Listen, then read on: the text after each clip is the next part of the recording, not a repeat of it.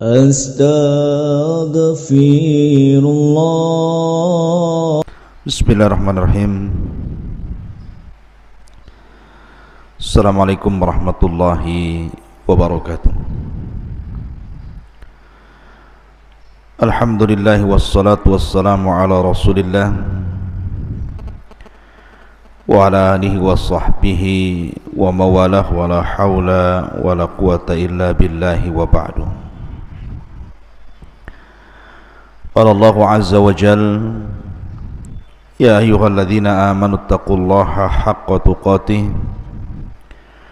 wa la tamutunna illa wa antum muslimun. Ya ayyuhan nasu taqu rabbakumul ladzi khalaqakum min nafsin wahidah wa khalaqa minha zawjaha wa batha minhuma rijalan katsiran wa nisaa'a wattaqullaha alladzi tasaaluna bihi wal arham innallaha kana 'alaikum raqiba. Wa qala sallallahu alaihi wasallam, majtama'a qaumun fi baiti min buyutillah yatluna kitaballah wa yatadarasunahu bainahum illa nazalat alaihimus sakinah wa ghasyiyatuhumur rahmah wa haffathumul malaikah wa dzakarallahu fi man indah. Amma ba'du, ma'asyiral muslimin,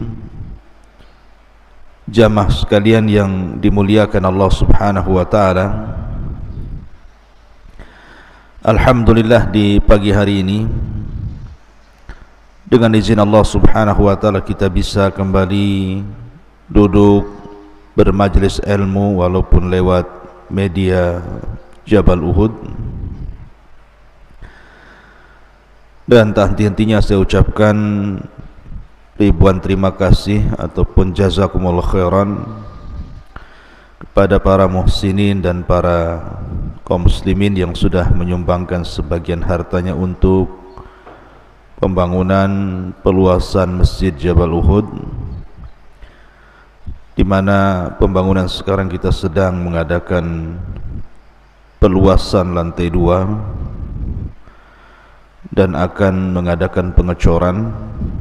Alhamdulillah, dana yang terkumpul sudah separuh lebih dan masih terus kita mengharap pada kaum muslimin dan kaum muslimin untuk menginfakkan sebagian hartanya demi kelancaran pembangunan masjid di Pondok Pesantren Tahfidz Al-Quran dan Bahasa Arab Jabal Uhud Al-Islami, Tiban Kampung, Tiban Batam, Kepri. Baik, pagi hari ini kita akan membahas,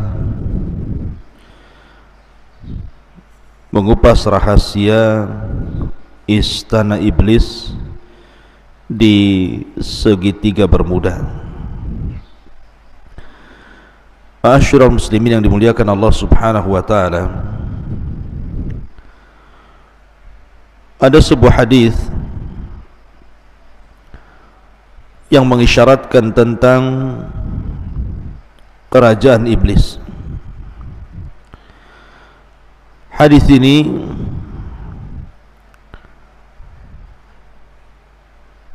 dikeluarkan oleh para ulama hadis, di antaranya Imam Muslim meriwayatkan dari hadis Abdullah ibn Umar radhiyallahu anhum tentang cerita yang sangat masyhur di zaman Nabi sallallahu alaihi wasallam, yakni cerita tentang Ibnu Sayyad. Jadi Ibnu Umar radhiyallahu anhuma suatu ketika bercerita tentang ayahnya Umar bin Khattab radhiyallahu an, yang berangkat bersama Nabi sallallahu alaihi wasallam hendak mengecek keberadaan Ibnu Sayyad, yang habar sampai kepada Rasul dan para sahabatnya, ciri-cirinya persis seperti Dajjal. Maka berangkatlah Umar dan juga Rasul dan sahabat yang lainnya untuk mengintip-ngintip Ibnu Sayyad. Sampai-sampai Nabi SAW harus mengintai dari satu pohon ke pohon berikutnya tentang Ibnu Sayyad ini. Sampai akhirnya ketika berhadapan Rasul dan Ibnu Sayyad, anak kecil turunan Yahudi ini, Nabi SAW mengatakan, "Tashhadu anni Rasulullah, maukah kau bersaksi bahwa aku adalah utusan Allah?" Maka Ibnu Sayyad pun memandang kepada Nabi SAW dan mengatakan, "Ashhadu annaka Rasulul Ummiyin." Aku bersaksi bahwa engkau adalah utusan kepada orang-orang yang buta huruf. Tiba-tiba Ibnu Sayyad membalik pertanyaan, "Atashhadu anni Rasulullah?" Apakah engkau juga mau bersaksi saya ini utusan Allah? Maka Nabi SAW terkejut dan mengatakan, "Amantu billahi wa bi rasulih." Aku hanya beriman kepada Allah dan Rasulnya. Kemudian Nabi SAW bertanya, "Ma tara? Ya Ibn Sayyad, ma tara?" Wahai Ibnu Sayyad, apa yang kau lihat? Karena Nabi SAW melihat bahwa Ibnu Sayyad ini berkomat kamit. Tiba-tiba kemudian Ibnu Sayyad mengatakan, "Ara arsyan 'alal ma." Aku melihat ada singgasana di atas air. Maka Nabi SAW menjawab, "Dzaka arsyu iblis 'alal bahri."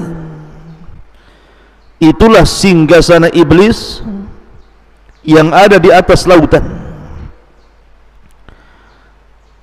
Kemudian Rasul SAW mengatakan lagi, "Wa ma tara?" Dan apa yang kau lihat lagi wahai Ibnu Sayyad? Maka Ibnu Sayyad mengatakan, "Ara sadiqina wa kadzaban." Aku melihat banyak orang-orang yang jujur dan para pendusta. Maka Nabi SAW kemudian tidak melayani dan meninggalkannya.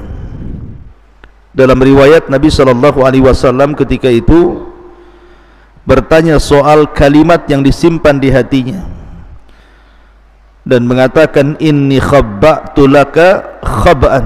Sungguhnya aku menyembunyikan beberapa kalimat dalam hatiku, coba tebak. Maka Ibnu Sayyad mengatakan, "Duh." Maka Nabi SAW langsung mengatakan, "Ikhsa falan ta'du qatrak." Kata Rasul, celaka engkau tidak mungkin melalui atau melampaui batas dari takdirmu. Maka Umar bin Khattab radhiyallahu an marah, mencabut pedangnya dan mengatakan, "Da'ni ya Rasul adrib unuqah." Rasul, serahkan anak ini kepada aku, kupenggal lehernya. Maka Nabi SAW mengatakan, "Iyakunhu fala tusallat alaihi wa illam yakunhu fala khaira laka fi qatli." Kalau memang dia dajjal wahai Umar, kau tidak akan sanggup membunuhnya. Tapi kalau dia bukan dajjal, tidak ada kebaikan dalam membunuhnya, tinggalkan dia.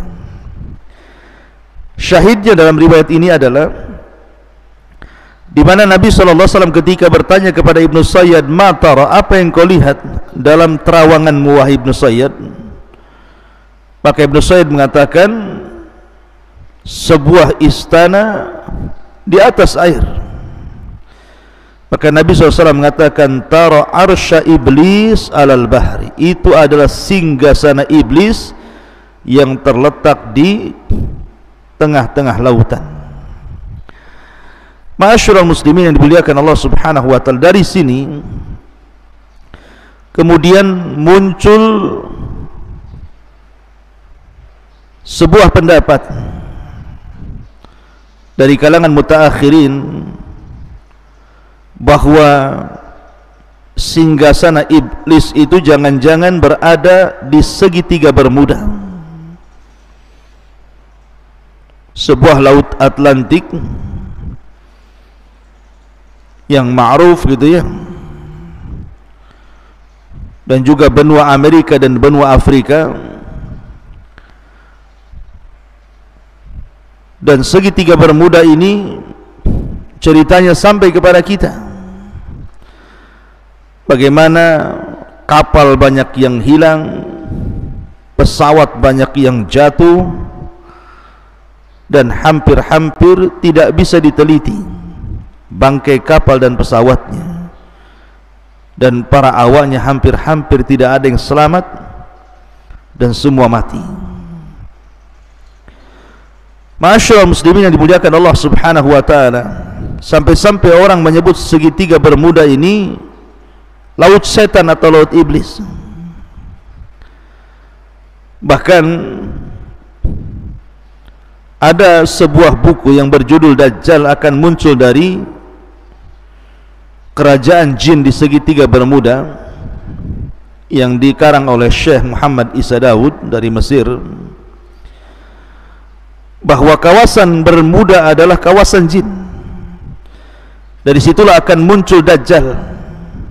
Jika benar dakwahan buku itu, tentu tidak akan aneh apa yang disabdakan Nabi SAW, bahwa banyak peristiwa dan kejadian yang menakutkan di segitiga Bermuda itu. Tetapi masalahnya buku ini bermasalah karena pengarangnya Muhammad Isa Daud ini terlampau percaya kepada jin muslim ini, yang jelaskan dalam buku beliau ini bahwa Dajjal akan keluar dari situ. Tentu pernyataan ini juga akan menyelisih hadis Nabi SAW bahwa Dajjal itu akan keluar di bumi sebelah timur.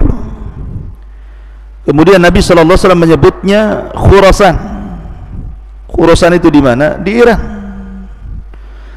Artinya hadis Nabi SAW menjelaskan bahwa kemunculan Dajjal itu di Khurasan, bukan di segitiga Bermuda. Tapi Muhammad Isa Daud ketika berdialog dengan jin, kemudian jin ini menjelaskan bahwa Dajjal akan muncul di kerajaan di segitiga Bermuda, tentu akan menyelisih hadis Nabi SAW. Intinya bahwa berkembang opini-opini di masyarakat bahwa jangan-jangan istana iblis itu ada di segitiga Bermuda tadi, karena banyaknya peristiwa-peristiwa aneh dan banyaknya kapal-kapal dan pesawat yang kalau lewat di segitiga Bermuda hampir-hampir tidak selamat dan tersedot masuk ke dalamnya. Ma'asyiral muslimin yang dimuliakan Allah Subhanahu wa taala. Tapi bagaimana menurut pandangan Islam tentang istana iblis ini? Betulkah berada di segitiga Bermuda sebagaimana prasangka sebagian orang? Ma'asyiral muslimin yang dimuliakan Allah Subhanahu wa taala, sebelum saya kupas tentang masalah ini, saya ingin memulai kajian kita ini mengurut dulu dari mengenal siapa iblis, kemudian di mana istananya, kemudian apa yang dilakukannya, apakah dia kemudian mengerahkan anak buahnya dari istana itu untuk berperang melawan Bani Adam, kemudian bagaimana akhir dari kehidupan iblis itu sendiri. Ma'asyiral muslimin yang dimuliakan Allah Subhanahu wa taala, pertama bicara tentang iblis. Iblis ini sebagian para ulama mengatakan ismu Arab, sebuah nama dari nama-nama Arab, ala wazni if'il, mengikuti wazan if'il, di mana mushtaqnya dari kalimat al-iblas. Jadi iblis itu dari al-iblas, maknanya al-ibad minal khairi awil ilyas min rahmatillahi azza wa jalla. al-ya's min rahmatillahi azza wa jalla. Jadi makna iblis itu artinya makhluk yang menjauh dari kebaikan atau yang putus asa daripada rahmat Allah, maka disebut al-iblas. Dan makhluk yang disebut iblis, walaupun sekali lagi bahwa ada sebagian ulama mengatakan bahwa iblis itu nama ajam. Kemudian kalau kita melihat Al-Quran, maka lafaz iblis dan syaitan itu diletakkan di beberapa ayat dalam Al-Quran. Bahkan lafaz iblis sendiri dalam Al-Quran itu diulang sampai 11 kali, dan semuanya mufrad, tidak ada yang jamak. Beda dengan syaitan, ada yang mufrad tunggal, ada yang jamak gitu ya. Yang mufrad sekitar 70 kali terulang-ulang dalam Al-Quran, yang jamak sekitar 18 terulang-ulang dalam Al-Quran. Ma'asyiral muslimin yang dimuliakan Allah subhanahu wa ta'ala, lalu kenapa disebut iblis? Jadi ketika iblis ini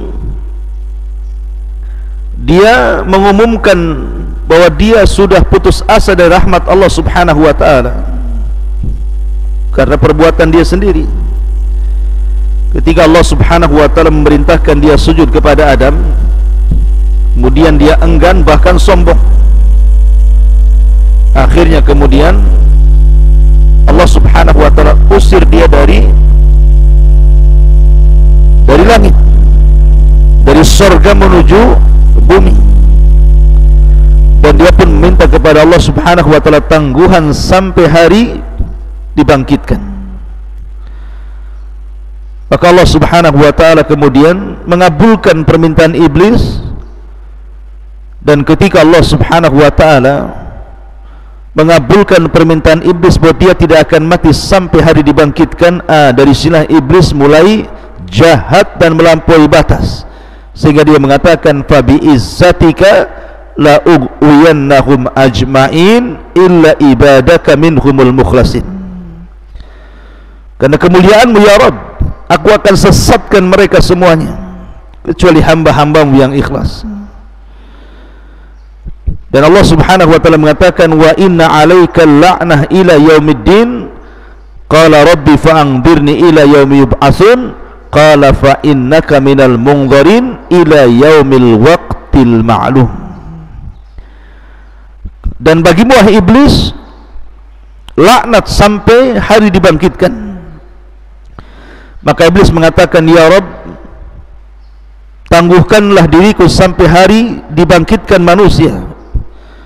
Maka Allah subhanahu wa ta'ala mengatakan, engkau termasuk orang-orang yang akan dibiarkan hidup sampai hari yang ditentukan. Lah Ibnu Katsir rahimahullahu ta'ala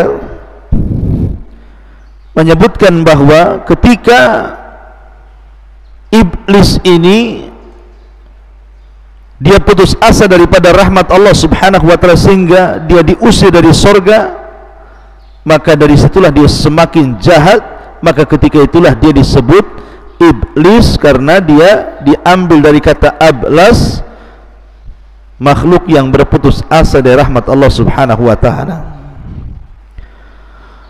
Nah, apakah iblis ini bagian daripada para malaikat ataukah dia bagian daripada bangsa jin? Karena masalahnya ketika Allah subhanahu wa ta'ala berfirman di dalam Al-Quranul Karim tentang perintah Allah subhanahu wa ta'ala kepada Adam kepada para malaikat, wa idh qulna lil malaikati isjudu li Adam fasajadu illa iblis. Ketika kami katakan kepada para malaikat sujudlah kalian kepada Adam, maka mereka sujud kecuali iblis. Ulama mengatakan bahwa mustathna, illa, kecuali atau pengecualian dalam bahasa Arab itu harus bersambung antara lafaz setelah dengan lafaz sebelumnya. Maknanya ketika Allah subhanahu wa ta'ala perintahkan para malaikat untuk sujud kecuali iblis, iblis itu bukan bangsa lain, tetapi maksud masuk daripada bangsa malaikat. Itu dalam tatanan bahasa Arab seperti itu. Ada mustathna, ada mustathna minhu. Jadi lafaz pengecualian itu harus masuk pada yang dikecualikan, bukan di luar yang dikecualikan. Ketika Allah bicara tentang malaikat, berarti iblis itu bagian daripada malaikat. Kemudian juga ayat Al-Quran yang mengatakan kana minal jin fa fasaqa an amri rabbih illa iblisa kana minal jin fa fasaqa an amri rabbih. Kecuali iblis adalah bagian daripada jin yang berbuat fasik dari perintah Allah. Kalimat jin, bagi yang mengatakan jin dari kalangan malaikat, maka jin di sini artinya jannah. Sesuatu diambil dari kata-kata jan, itu artinya jannah. Karena dulu iblis ini khazanatul jannah, pembendaharaan surga, maka diambil dari kata jan menjadi jin. Itu bagi pendapat yang mengatakan jin itu bagian daripada malaikat yang fasik dan kufur. Tapi pendapat yang kuat bahwa jin itu ataupun iblis itu bagian dari kalangan jin, bukan malaikat. Karena pengakuan iblis sendiri mengatakan ana khairu minhu khalaqtani min nar. Aku lebih baik daripada Adam, kau ciptakan aku dari api. Sementara malaikat dari apa? Dari cahaya. Yang tercipta dari api itu ya jin. Sebagaimana hadis Nabi SAW, khuliqatil malaikatu min nur wa khuliqatil jan min mariji min nar wa khuliqa adam mimma wusifa lakum. Diciptakan malaikat dari cahaya, diciptakan jin dari nyala api, dan diciptakan kalian sebagaimana yang disifatkan kepada kalian. Lah, Allah Subhanahu wa taala mengatakan kinayah daripada perkataan iblis, ana khairum minhu khalaqtani min nar. Aku lebih baik daripada Adam, kau ciptakan aku dari api. Dari sini menunjukkan bahwa iblis itu bagian daripada jin. Dan Allah mengatakan illa iblisa kana minal jin. Kecuali iblis, dia termasuk dari kalangan jin. Dan itu pendapat dari banyak kalangan ulama seperti Syekhul Islam Ibn Taimiyah rahimahullahu ta'ala dan yang lainnya. Dan ingat, ada yang mengatakan bahwa iblis itu adalah abul jin, bapaknya jin, sebagaimana Adam abul bashar, bapaknya manusia. Dan ini sebagaimana disebutkan dalam tafsir At-Tabari dari Ibnu Abbas, Mujahid, Qatadah, Hasan Al-Basri dan yang lainnya mengatakan bahwa iblis itu adalah abul jin, bapaknya jin. Ma'asyiral muslimin yang dimuliakan Allah Subhanahu wa taala, adapun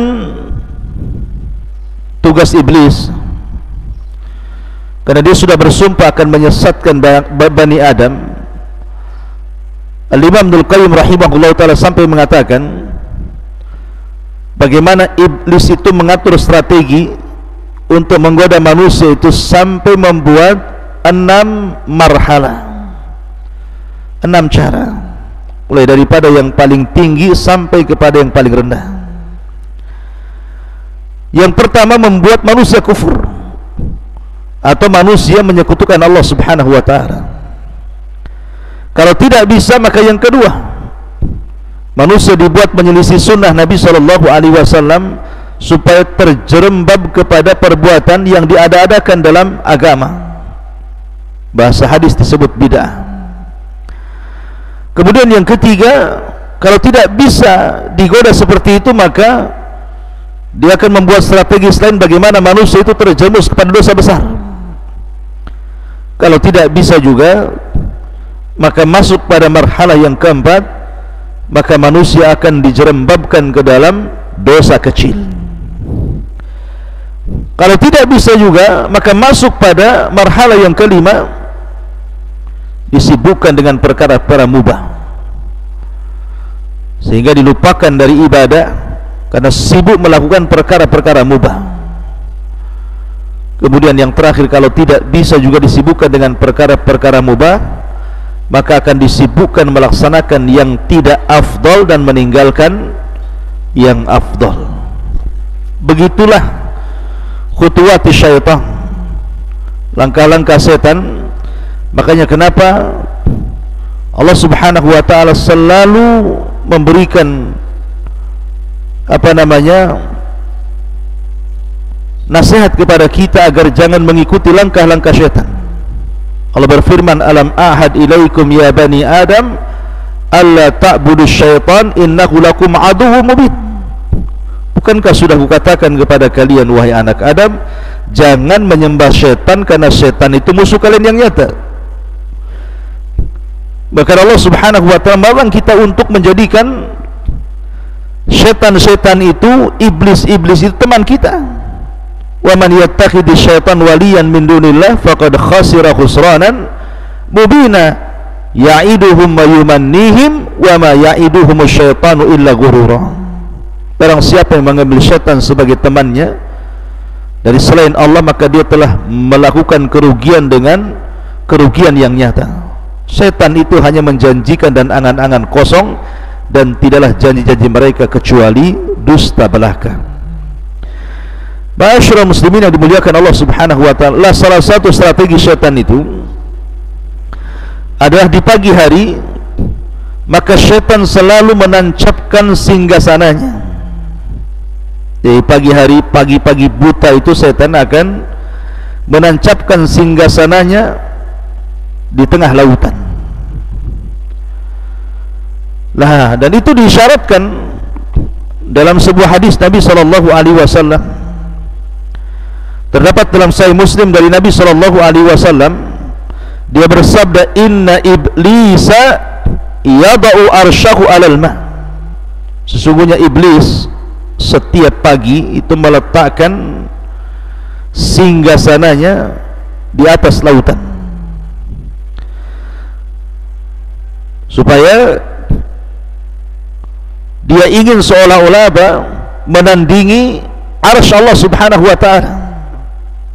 Ya, tahu arsy Allah Subhanahu wa ta'ala, singgasana Allah Subhanahu wa ta'ala itu berada di atas air kan. Tapi tentu Allah Subhanahu wa ta'ala tidak bersemayam di atas arsy, tidak, dia di atas ketinggian. Ya, karena kalau diartikan bersemayam itu artinya seolah-olah Allah Subhanahu wa ta'ala duduk di atas arsy, tidak. Allah itu jauh daripada makhluknya, dia di atas arsy lagi. Lah karena Allah Subhanahu wa ta'ala meletakkan arsy di atas air, maka iblis pun ingin membuat singgasananya di atas lautan, di atas air, seolah-olah kononnya ini ingin menyamai Allah Subhanahu wa ta'ala ketika meletakkan arsy di atas air. Begitulah sombongnya iblis. Thumma yab'atsu saraya, kemudian mulailah dia mengutus prajurit-prajuritnya, tentara-tentaranya untuk menggoda anak Adam. Fa'adnahum minhu manzilatan a'dhamu fitnatan, maka yang paling dekat kedudukannya dengan iblis adalah yang paling besar fitnahnya. Yaji'u ahaduhum, setelah kemudian iblis di pagi hari mengatur strategisnya, kemudian merintahkan para tentaranya untuk menggoda anak Adam dimanapun berada. Setelah kemudian satu hari mereka menggoda anak Adam, maka kemudian mereka pun mulai pulang dan melaporkan hasil apa yang mereka lakukan terhadap manusia. Yaji'u ahaduhum fayaqulu fa'altu kadza wa kadza. Wah iblis, aku sudah melakukan ini dan itu, sehingga orang itu berdusta, orang itu tidak sholat, orang itu berghibah, orang itu minum khamar, orang itu berzina, orang itu, dan begitu seterusnya melakukan kezaliman. Tapi iblis mengatakan, ma sana'ta syai'a, kau belum berbuat apa-apa. Summa yaji'u ahaduhum, kemudian ada lagi pasukan iblis yang lainnya yang datang melaporkan dan mengatakan, ma taraktu hatta farraqtu bainahu wa baina imratihi. Lapor iblis, aku sudah berhasil mencerai-beraikan rumah tangga si fulan dan si alan, sampai sekarang mereka bercerai. Maka iblis langsung tegak berdiri dengan bangganya dan mengatakan, anta, kaulah yang benar, kaulah prajuritku. Kemudian diambilnya piala yang ada di atas kepalanya, kemudian diletakkan di anak buah yang berhasil mencerai-beraikan rumah tangga ini. Lihat kenapa iblis bangga kalau ada orang bercerai. Karena perceraian itu banyak korbannya. Suami jadi korban, istri jadi korban, anak-anak jadi korban, keluarga jadi korban, semua jadi korban. Maka iblis pun bahagia, dipeluknya orang tentaranya yang berhasil mencerai-beraikan suami istri dan mengatakan, anta, engkolah. Kemudian dia melepaskan piala di atas kepalanya dan diletakkan di atas kepala jin yang berhasil mencerai-beraikan suami istri itu. Ma'asyiral muslimin yang dimuliakan Allah Subhanahu wa taala. Nah, di sini dalam hadis ini Nabi sallallahu alaihi wasallam mengatakan, inna iblisa yadau arsyahu 'alal ma'. Sesungguhnya iblis meletakkan singgasananya di atas air. Lah kalimat di atas air inilah kemudian dalam riwayat Ibnu Sayyid tadi di atas lautan, sehingga memunculkan prediksi ketika kita berbicara tentang segitiga Bermuda. Segitiga Bermuda yang berada di antara Laut Atlantik, benua Amerika dan benua Afrika. Kenapa kemudian muncul prediksi bahwa jangan-jangan istana yang dimaksud dalam hadis itu adalah istana yang diletakkan oleh iblis di segitiga Bermuda? Karena ada yang mengatakan bahwa segitiga Bermuda ini adalah pertemuan antara laut panas dan laut dingin. Laut panas dan laut dingin. Dan dalam sebuah hadis Nabi sallallahu alaihi wasallam, ketika Nabi sallallahu alaihi wasallam menjelaskan tentang bayangan matahari, kata Nabi sallallahu alaihi wasallam sebagaimana dikeluarkan Imam Ahmad, naha an yujlasa baina adh-dhahi wadh-dhilli. Nabi SAW melarang untuk duduk di antara sinar matahari dan di antara bayang-bayang sebuah benda. Jadi kalau seandainya ada pohon, kemudian sinar itu matahari menghadap pohon, kemudian di situ ada separuhnya masuk ke bayang-bayang pohon, separuhnya masuk ke cahaya sinar matahari, kemudian seseorang itu tidur di antara bayang-bayang dan juga cahaya matahari, maka Nabi SAW melarang, tidak boleh. Alasannya Nabi SAW mengatakan karena itu adalah majlisus syaitan, majlisnya syaitan. Ma'asyiral muslimin yang dimuliakan Allah Azza wa Jalla. Lah dari hadis ini kemudian orang mengkiaskan kepada segitiga Bermuda, karena ada arus dingin berasal dari Amerika, sementara arus panas berasal dari Afrika, kemudian berjumpa di segitiga Bermuda itu. Karena itu adalah tempatnya syaitan. Akhirnya kemudian orang memprediksi bahwa di situ jangan-jangan istananya iblis yang dimaksud dalam hadis Nabi SAW ini. Akan tapi ikhwatu fiddin, saya ingin katakan bahwa menentukan tempat dengan langsung mentakyin bahwa di segitiga Bermuda itu adalah istana iblis ini tidak bisa. Iya, memang di situ banyak kecelakaan yang luar biasa gitu ya. Banyak pesawat yang jatuh dari zaman ke zaman, banyak kapal laut yang kemudian terserot ke dalamnya juga dari zaman ke zaman sampai hari ini. Bahkan para peneliti juga masih kebingungan karena khawatir mereka terserot ke dalam arus segitiga Bermuda itu. Akan tapi kemudian kalau memponis bahwa di situ adalah istana yang dimaksud dalam hadis Nabi SAW, bisa iya bisa tidak. Masalahnya Nabi SAW tidak mengisyaratkan ke arah situ. Dalam hadis tadi Nabi hanya mengatakan bahwa setan itu meletakkan singgasananya di atas air. Bisa saja berpindah-pindah dari satu laut ke laut berikutnya, sekali-kali di segitiga Bermuda, sekali-kali di tempat lain. Tapi untuk memvonis bahwa hadis ini kemudian adalah diisyaratkan kepada segitiga Bermuda, wallahu alam, maka tidak ada isyarat dalam hadis ini, karena Nabi SAW hanya mengatakan tentang istana iblis itu berada di atas lautan atau berada di atas air. Soal lautan mana, Allahu alam, bisa saja berpindah-pindah, bisa saja di satu tempat tinggal di situ, karena hadis Nabi SAW tidak memperinci seperti itu. Ma'asyiral muslimin yang dimuliakan Allah Subhanahu wa ta'ala. Dan yang lebih ngerinya lagi adalah ketika iblis ini memunculkan singgasananya setiap pagi, kemudian mengutus tentaranya untuk menggoda Bani Adam. Kemudian ketika iblis sudah selesai tugasnya dan mereka pulang melaporkan hasilnya, maka di samping singgasana itu ada ular yang sangat besar, sebagaimana isyarat dalam hadis Ibnu Sayyad yang dikeluarkan oleh Ustaz Imam Ahmad,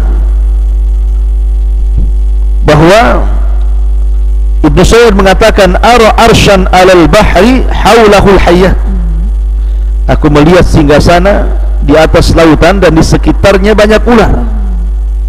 Ada ular. Kenapa kemudian ular? Kita teringat dengan kisah ketika Adam di sorga. Ada kisah Israiliyat. Ketika iblis sudah dikeluarkan dari sorga, kemudian Adam dimasukkan ke sorga. Iblis kan tidak bisa masuk ke sorga.